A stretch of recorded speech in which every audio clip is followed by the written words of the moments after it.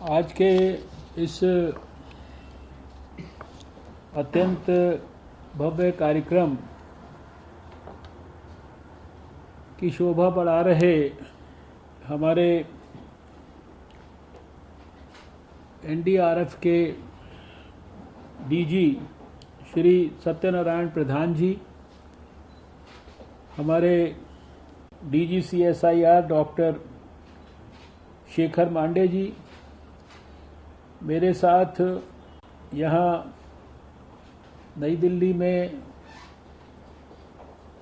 स्वास्थ्य मंत्रालय में उपस्थित श्री अमरेंद्र सेंगर जी, डॉक्टर विभा मल्होत्रा साहनी जी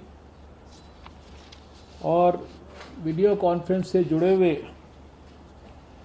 सभी हमारे एनडीआरएफ के हेडक्वार्टर्स में एनडीआरएफ के सभी अधिकारीगण, एनडीआरएफ की एकेडमी से जुड़े हुए एनडीआरएफ बीडीआरएफ बटालियंस के जुड़े हुए लोग, मैं हृदय से आप सबका अभिनंदन करता हूं।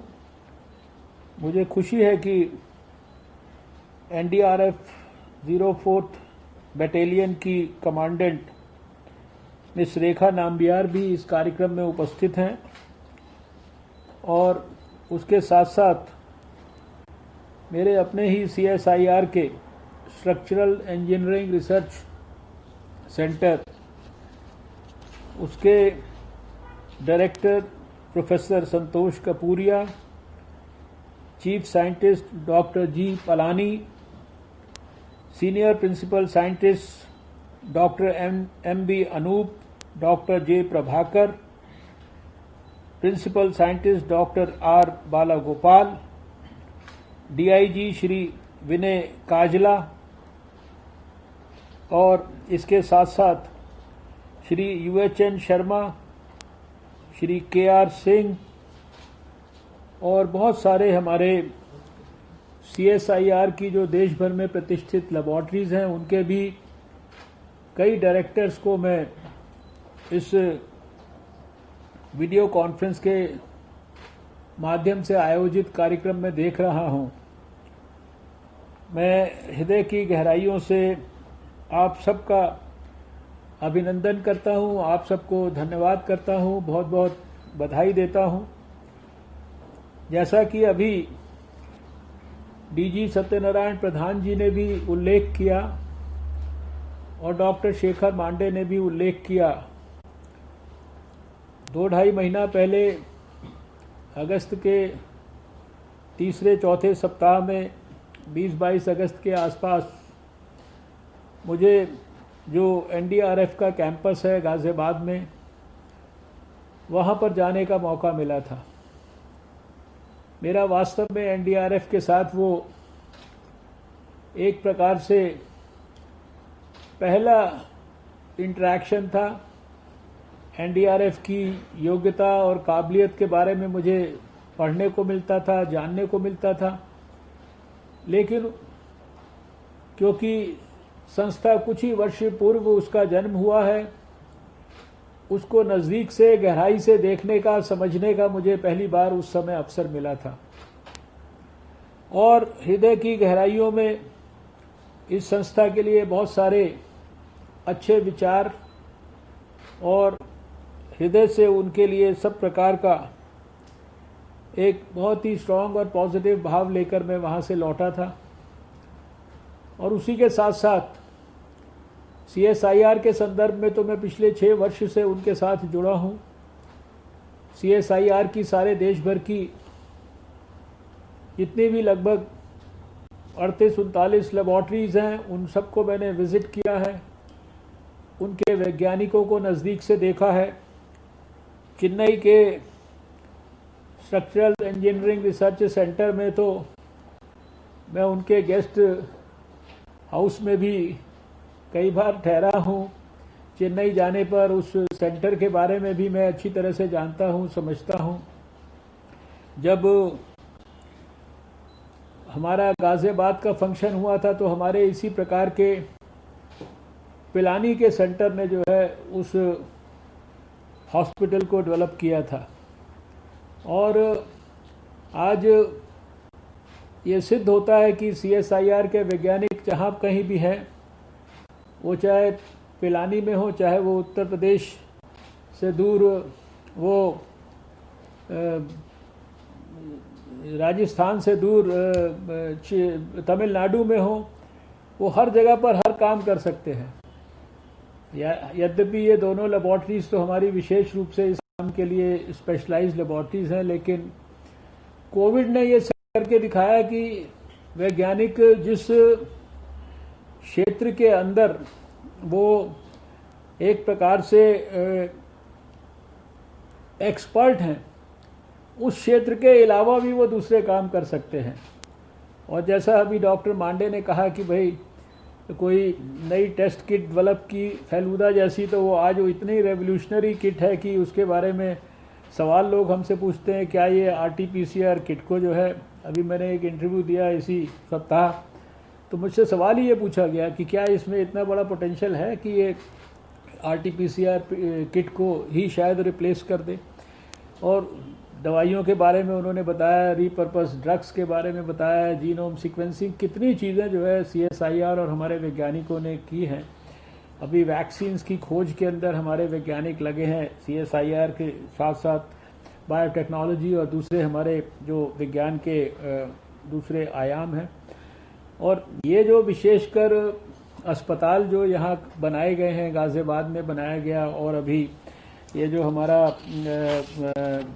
4th बटालियन जो है हमारी NDRF कैंपस जो अराकोनम में है तमिलनाडु में, ये तो विशेष रूप से इसका महत्व इसलिए भी है कि अभी देश में जब कोविड को हम देख रहे हैं कि उसका ग्राफ धीरे धीरे डिक्लाइन की ओर है, तब भी जो है तमिलनाडु जैसे प्रदेश में अभी भी काफ़ी तकलीफ है। यद्यपि तमिलनाडु ने भी बहुत इम्प्रूव किया है। पिछले ही सप्ताह मैंने वहाँ के स्वास्थ्य मंत्री के साथ वीडियो कॉन्फ्रेंस किया है बहुत विस्तार से। तमिलनाडु में भी स्थिति में बहुत बेहतर इम्प्रूवमेंट हुआ है, लेकिन पिछले समय में ये सिद्ध हो गया कि जब भारत निर्णय करता है, भारत संकल्प लेता है और भारत की जो ऊपर कोई तकलीफ बड़ी आती है, तो सारा देश प्रधानमंत्री के आह्वान पर एक साथ खड़ा हो सकता है।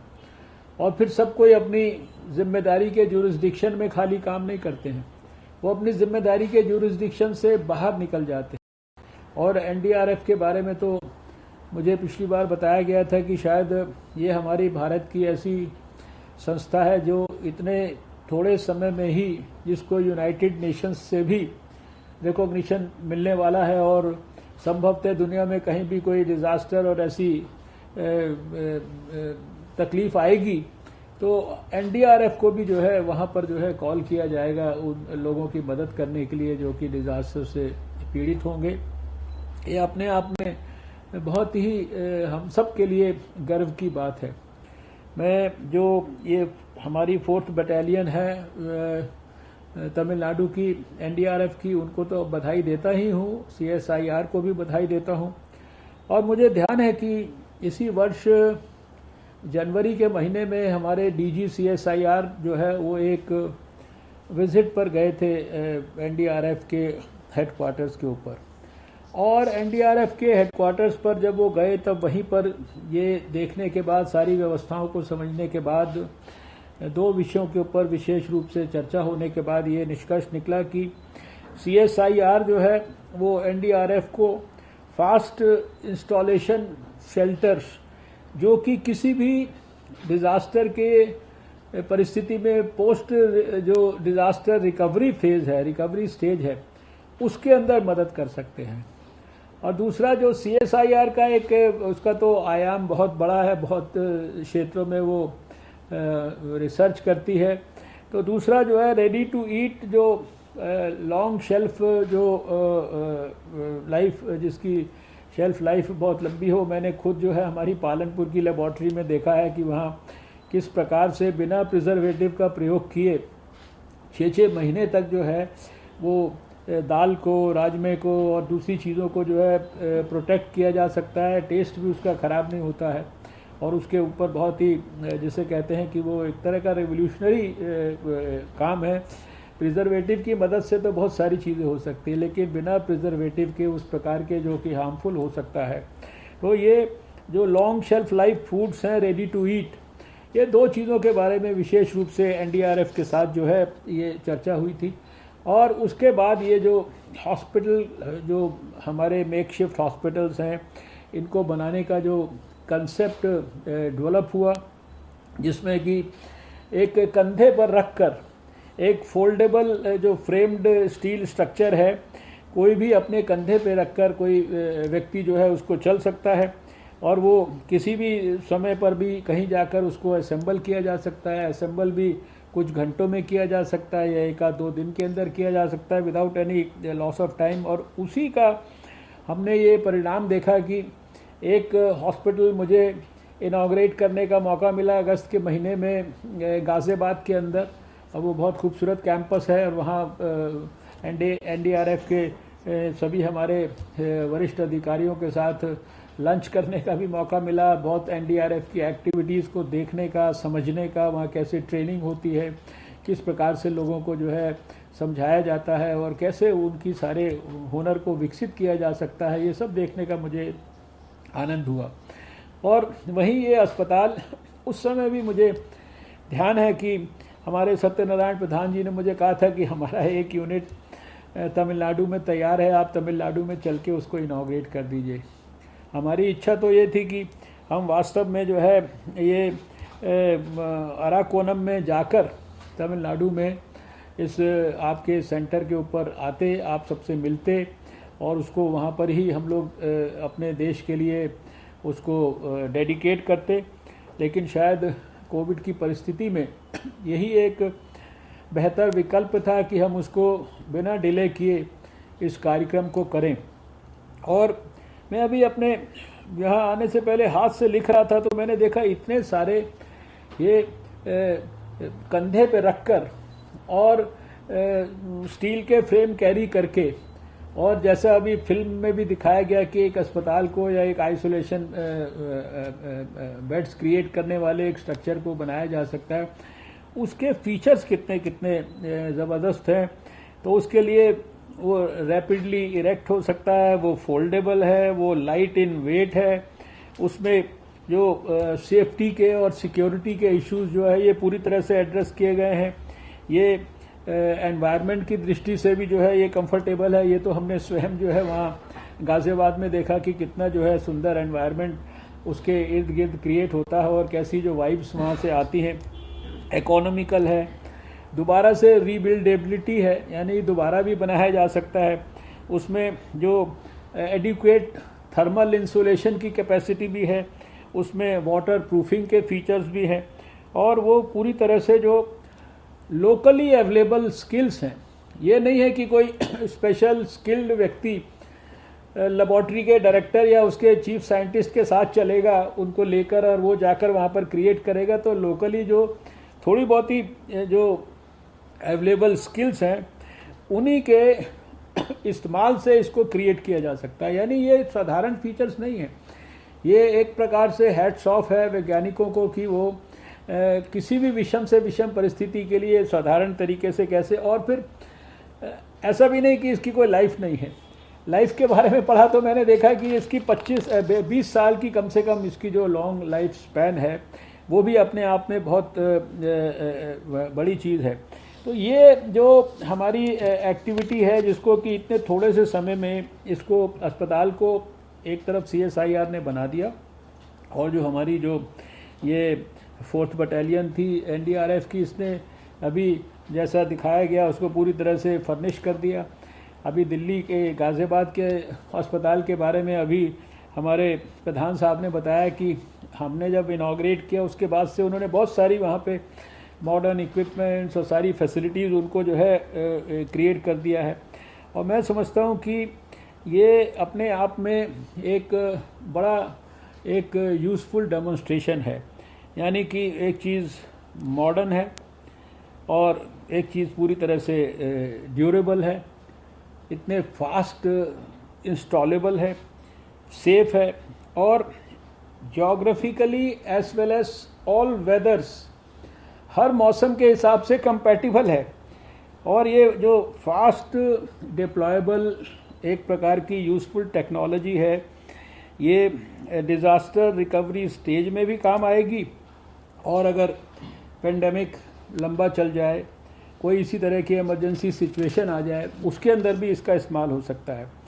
ये जो प्री फैब्रिकेटेड स्ट्रक्चर है, स्टील का बना हुआ है, और इसके बारे में जो है कि lighter size which can easily handle, assembled and be transported to even the remotest site of India even by a head load, यानी शोल्डर और हेड के ऊपर कैरी करके जो है कोई भी ले जा सकता है। और अगर ज़्यादा कोई स्पेस की ज़रूरत पड़ती है तो इसमें more base can be added to it, ये भी अपने आप में बड़ी चीज़ है। Two-way shelter can be erected at a site in 1 day by 2 skilled fitters, 1 semi-skilled helper and the help of the beneficiaries।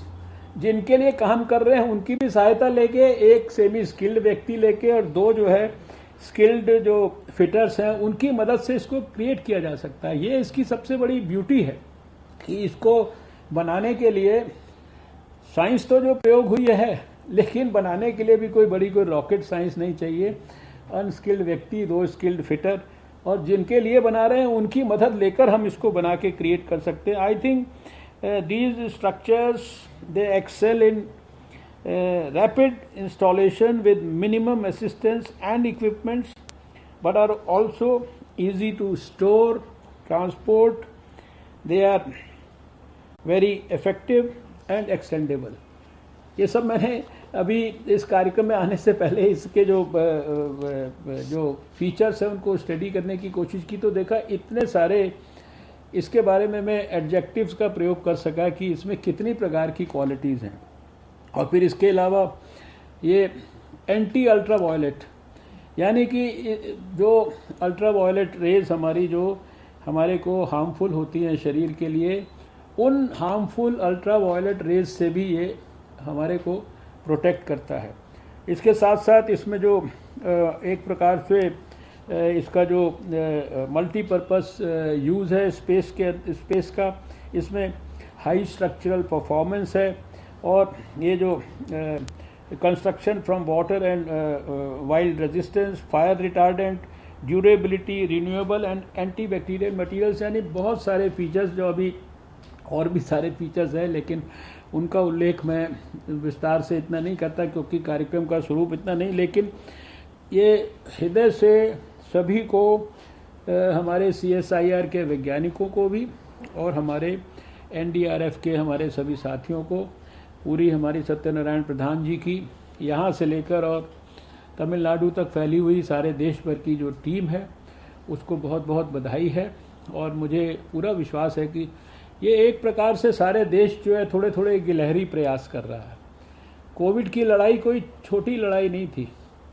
आज तारीख है 4 नवंबर, अभी 4 दिन के बाद आएगा 8 नवंबर, तो 8 नवंबर को 10 महीना हो जाएंगे हमें इस स्वास्थ्य मंत्रालय में। इस लड़ाई की पहली मीटिंग 8 जनवरी को की थी और 8 नवंबर को पूरे 10 महीने हो जाएंगे। और इस 10 महीने में सारा देश एकजुट होकर प्रधानमंत्री नरेंद्र मोदी के नेतृत्व में सबने अपना अपना गिलहरी प्रयास जो है इसमें किया, जिसको जो समझ में आया, जो जितना कर सकता था।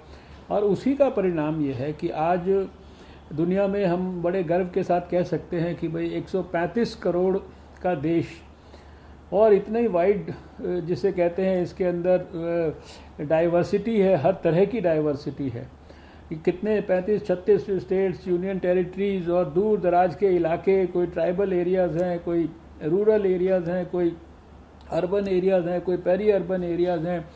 सबकी अलग अलग तरह की प्रॉब्लम्स हैं, सबके अलग अलग अंदाज हैं, कितनी तरह की सरकारें हैं, सबके अपने अपने वर्किंग मॉडल्स हैं।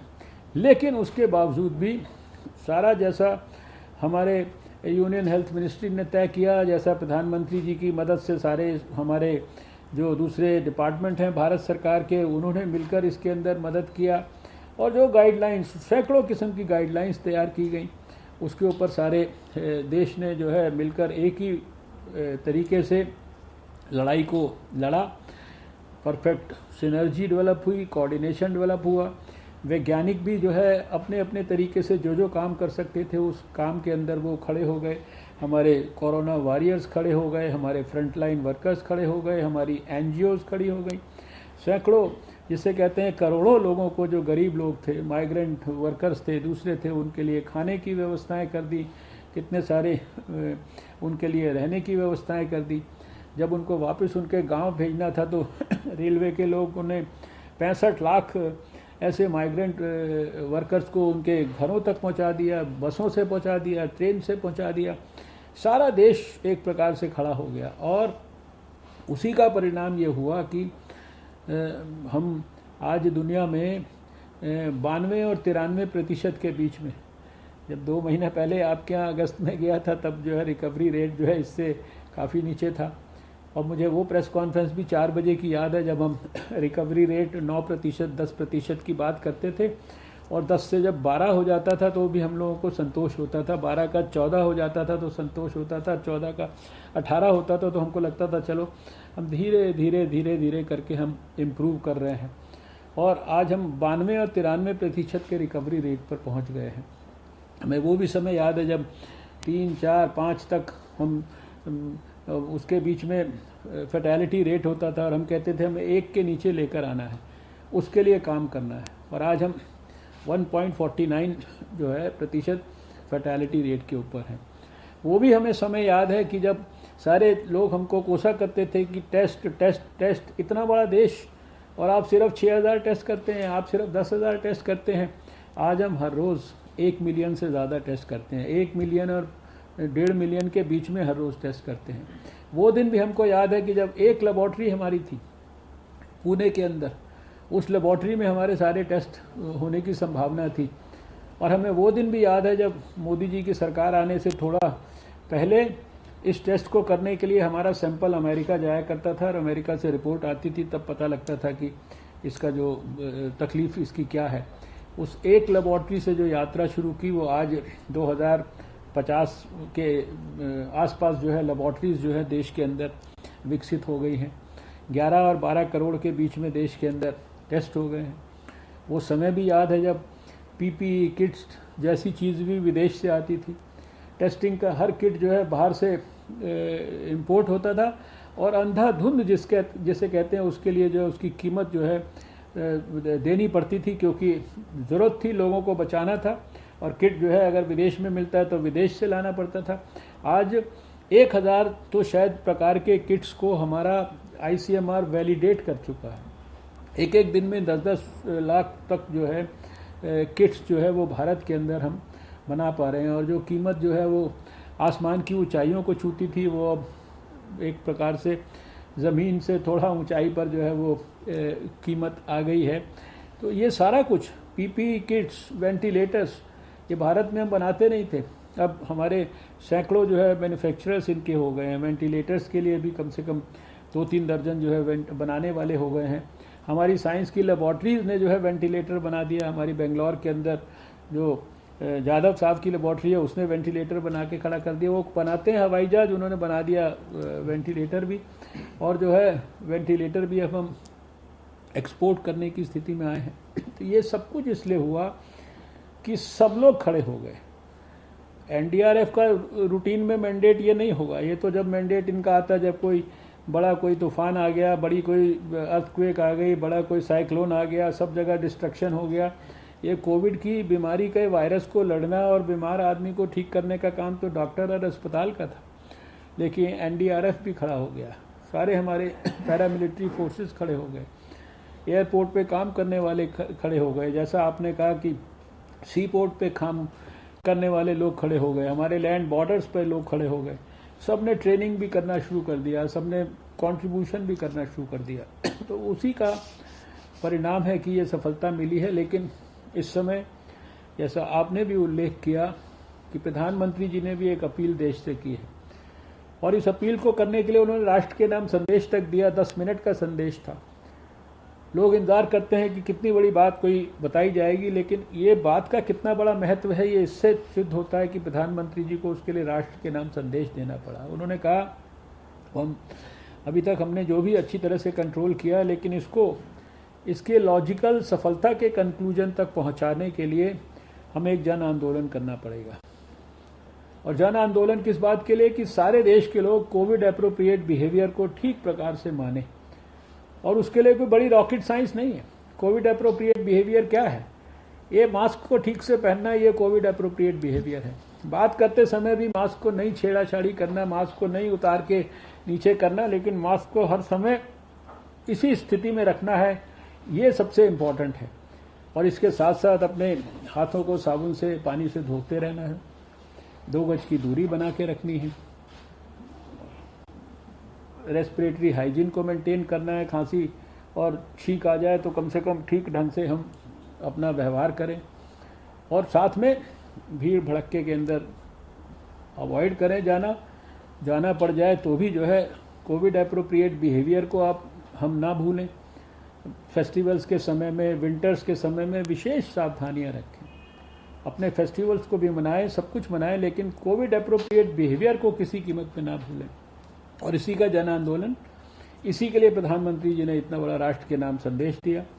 हम लोग हर रोज़ यहाँ अपने स्वास्थ्य मंत्रालय में डेली कुछ ना कुछ वीडियो कॉन्फ्रेंसिस करके समाज के तरह तरह के संगठनों से, तरह तरह के हमारे, इवन हमने साइंस की अपने डायरेक्टर्स के साथ भी मीटिंग किया कि आप सब लीडर भी बन जाइए, वैज्ञानिक के साथ साथ लीडर भी बन जाइए, अपने अपने क्षेत्र में समाज को ऑर्गेनाइज करिए कोविड एप्रोप्रिएट बिहेवियर के लिए।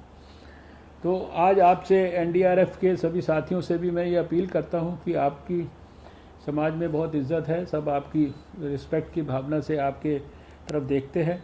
तो जो भी आप लोग जहाँ पर भी इस बारे में कोविड एप्रोप्रिएट बिहेवियर के बारे में संदेश देंगे, एक तो अपने आचरण से और दूसरा जो है लोगों को मोटिवेट करके, तो वो हमारे को कोविड के खिलाफ जंग में सफलता प्राप्त करने में विशेष उसका योगदान होगा। और आने वाले समय में हमें उम्मीद है कि अगर सारे देश ने ठीक प्रकार से ये बिहेवियर को मेंटेन करके रखा और सब लोगों ने जो नहीं कर पा रहे हैं उनको ठीक से मोटिवेट किया, दिशा दी, उनको भी ठीक प्रकार से इन्वॉल्व करके रखा, तो एक तरफ कोविड को और हम ज़मीन पर लाने में सफल होंगे, और दूसरी तरफ हमारे वैज्ञानिकों ने प्रयास करके वैक्सीन के डेवलपमेंट में भी अच्छी खासी सफलता प्राप्त की है। हमें उम्मीद है कि जैसे ही नया साल शुरू होगा और 1-2-3 महीने के अंदर वैक्सीन भी आ जाएगी। अगले साल के मिडिल तक देश के काफ़ी बड़े हिस्से को जो प्रायोरिटाइज करके ज़रूरी है उनको हम वैक्सीन देने में भी सफल होंगे। और फिर एक दिन जब हम विश्लेषण करेंगे तो ध्यान में आएगा कि भारत ने अपनी योग्यता को, अपनी क्षमता को, अपनी दूरदृष्टि को, अपने डीएनए को एक प्रकार से सिद्ध और सार्थक करके दिखाया। प्रधानमंत्री नरेंद्र मोदी जी के मार्गदर्शन में उसने बड़ी तकलीफ आई, उसको भी जो है लड़ने के लिए पूरी कर्मठता से प्रयास किया, और आने वाले समय के लिए जैसा उन्होंने हमारे लिए लक्ष्य रखा है, आत्मनिर्भर भारत की उन्होंने बात की है। उन्होंने गरीबों के कल्याण के लिए इतना बड़ा 20 लाख करोड़ का समझिए कि पैकेज सारे देश को दिया। हमारे स्वास्थ्य मंत्रालय के लिए उन्होंने बड़े पैकेजेस, गरीबों के कल्याण के लिए उन्होंने पैकेजेस दिए, और वो सब का परिणाम भी हम देख रहे हैं कि अभी हमारी इकोनॉमी जो है उसके अंदर भी, अभी आपने पिछले सप्ताह में खबरें सुनी हैं, यानी इतना बड़ा कोविड जिसके लिए लोगों ने सब जगह कहा कि इसके कारण कितनी बड़ी इकोनॉमी शैटर हो गई, तो उस कोविड के माहौल में भी अभी इस साल जो अक्टूबर के महीने में जो हमारा जीएसटी का कलेक्शन हुआ वो पिछले साल के अक्टूबर के महीनों से ज़्यादा है। यानी हर फ्रंट पर वो भी एक कार्यक्रम उस तरह का नहीं है कि उसकी हम हर एक पैरामीटर की चर्चा करें, लेकिन हर कैबिनेट मीटिंग में हमारे को प्रधानमंत्री जी भी बताते हैं, फाइनेंस मिनिस्टर भी बताते हैं, कॉमर्स मिनिस्टर भी बताते हैं। जब डाटाज को हम देखते हैं तो हम सबको गर्व होता है।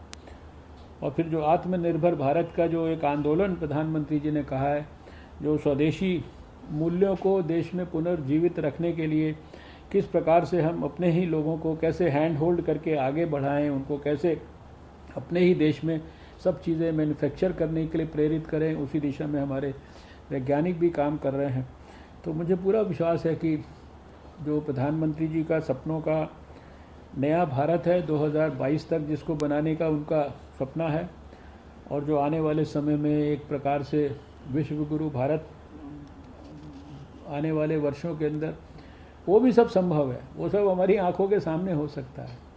इसी लगन और परिश्रम और इसी जज्बे के साथ सारा देश अगर काम करेगा तो प्रधानमंत्री मोदी जी का सपना बिल्कुल साकार होगा। मैं एनडीआरएफ के अपने सभी साथियों का और सीएसआईआर के वैज्ञानिकों का, सत्यनारायण प्रधान जी की और डॉक्टर शेखर मांडे जी की टीम को बहुत हृदय से अभिनंदन करता हूं। और जितने भी हमारे साथी चेन्नई में बैठे हैं उनको सबको, हमारे लेबॉर्ट्री के डायरेक्टर्स और उनके सभी वैज्ञानिक साथियों को मैं बहुत बहुत बधाई देता हूं। इसी परिश्रम और योग्यता से आप लगे रहिए। निश्चित रूप से जहां पर भी हम सफलता के लिए प्रयास कर रहे हैं उसमें हमें सफलता ज़रूर मिलेगी। सभी को बहुत बहुत शुभकामनाएं। नमस्कार। जय हिंद। भारत माता की जय।